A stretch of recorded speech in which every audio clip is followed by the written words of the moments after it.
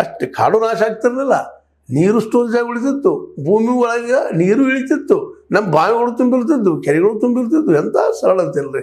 ಒಂದೇ ದೊಡ್ಡ ಪ್ರಮಾಣ ದುಡ್ಡು ಹಾಕೋದ್ಲು ಚಿಕ್ಕ ಚಿಕ್ಕ ಡ್ಯಾಮ್ಗಳನ್ನು ಮಾಡಿ ಅಷ್ಟಪ್ಪ ಎಷ್ಟು 100 ಎಕರೆ 200 500 ಎಕರೆ ಒಳಗೆ ನೀರು ಸಾಲುವಂಥ ವ್ಯವಸ್ಥೆ ಮಾಡಿದ್ರೆ ಇವತ್ತು ನಿಶ್ಚಿತವಾಗಿಯೂ ನಮ್ಮ ದೇಶಕ್ಕೆ ಅಗ್ರಿಕಲ್ಚರ್ ಇನ್ನೂ ಉತ್ಪನ್ನ ತರುವಂಥದ್ದು ಆಗ್ತಿತ್ತು, ಜೊತೆಗೆ ಮಾರ್ಕೆಟು ಆಗ್ತಿತ್ತು.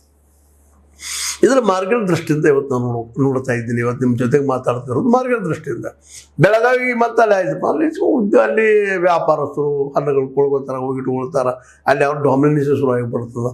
ರೈತರಿಗಿಂತ ಯಾರು ಕೇಳೋದಿಲ್ಲ. ಈಗ ನೋಡ್ರಿ ಉಳ್ಳಾಗಡ್ಡಿ ಪಾಪ ರೋಡ್ ಮೇಲೆ ಹೋಗ್ತಾರೆ, ಟೊಮೆಟೊ ರೋಡ್ ಮೇಲೆ ಹೋಗ್ತಾರೆ, ಮತ್ತೊಂದು ಪಲ್ಯ ರೋಡ್ ಹೋಗ್ತಾರೆ.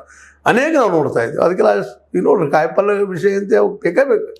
ಆರೋಗ್ಯ ಮಾಡೋದಿದ್ದು ಕಡಿಮೆ ಅದು. ಅಟ್ಲೀಸ್ಟ್ 4 ಅಡಿ ನಡಕ್ಕೆ ಒಂದು ಚಿತ್ರೀಕರಣದ ಇರಬೇಕು ಘಟಕ, ಕೋಲ್ಡ್ ಸ್ಟೋರೇಜ್ ಮತ್ತು ಒಂದು ಹಳ್ಳಿಗೆ ಗೋಡೌನ್ ಇರಬೇಕು. ಇದನ್ನು ಮಾಡಿದಾಗ ಮಾತ್ರ ದೇಶ ಉದ್ಧಾರ ಆಗ್ತದೆ. ಇದನ್ನು ಯಾಕೆ ನಾವು ವಿಚಾರ ಮಾಡ್ತಾ ಇಲ್ಲ? ಇದು ನಮ್ಮ ಮನಮೋಹನ್ ಸಿಂಗ್ರಿಗೂ ಯಾಕೆ ಹೊಳಿತಾ ಇರಲಿಲ್ಲ ಅಂತ ನಾನು. ಯಾಕಂದ್ರೆ ಅವರು ಅದ್ಭುತವಾದ ವಿಚಾರವಂತು, ಅದ್ಭುತವಾದ ವಿಷಯಗಳು ತಿಳ್ಕೊಂಡಂಥವ್ರು. ಆದರೆ ನಮ್ಮಲ್ಲಿ ಏನಾಗ್ಯದಪ್ಪ ಅಂತಂದ್ರೆ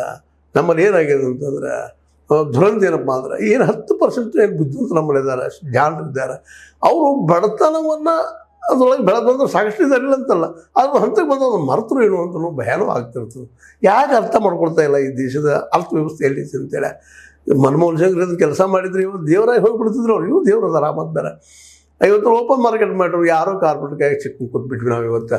ಇದಕ್ಕೆ ಹಿಂದೆ ನಮ್ಮ ನೆಹರು ಮಿಕ್ಸ್ಡ್ ಎಕಾನಮಿ ಮಾಡ್ರು, ಅಧಿಕಾರಿ ಶಾಹಿಗಳು ಬೆಳ್ಕೊಂಡು ಕೂತ್ಬಿಟ್ರು, ಅವ್ರು ಹಾಳು ಮಾಡಿರೋ ದೇಶ. ಈಗ ಮತ್ತೆ ಇವರು ಕಾರ್ಪೊರೇಟ್ಗಳು ಬಂದಾರ, 150 500 ಮಂದಿ ಇದಾರ, ಅವ್ರ ಕೈ ಇಡೀ ದೇಶ ಹಾಳಾಗಿ ಹೊಂಟದ. ಇದಾಗದ ರೈತನಿಗೆ ಆಗ ಮಾರ್ಕೆಟ್ ಸಿಕ್ಕಿತ್ತಪ್ಪ, ಸಿಕ್ತಂದ್ರೆ ನಿಶ್ಚಿತ ರೈತ ಬೆಳಿತಾನೆ, ಜೊತೆಗೆ ಮಾರ್ಕೆಟಿಗೆ ಬೆಳಿತಿದ್ರಿ.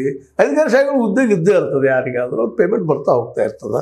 ಅದಕ್ಕೆ ಎಲ್ಲ ನೆಲೆಯಲ್ಲೇ ಈ ಶೀತಲೀಕರಣ ಘಟಕ ಸ್ಥಾಪಿಸಿದ್ದು ಇದು ತಾಲೂಕು ಮಟ್ಟದಲ್ಲಿ ಅಥವಾ 4 ಹಳ್ಳಿಗಳ ಮಟ್ಟದಲ್ಲಿ ಆಗಿದ್ದರೆ ಇನ್ನೂ ಯೋಗ್ಯ ಆಕಿತ್ತು. ಆದರೂ ಇದನ್ನು ಮಾಡಿದಾರೆ ನಮ್ಮ ಜಗದೀಶ್ ಶೆಟ್ಟರವರು.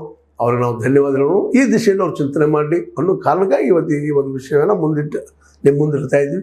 ಇದು ನಿಮಗೆ ಲೈಕ್ ಆಗಿರ್ಬೋದು. ಲೈಕ್ ಮಾಡಿ, ಶೇರ್ ಮಾಡಿ, ಕಮೆಂಟ್ ಮಾಡಿ, ಜೊತೆಗೆ ಸಬ್ಸ್ಕ್ರೈಬ್ ಆಗೋದು ನಿಲ್ಲಿಸ್ಲಿಕ್ಕೆ ಹೋಗ್ಬೇಡ್ರಿ.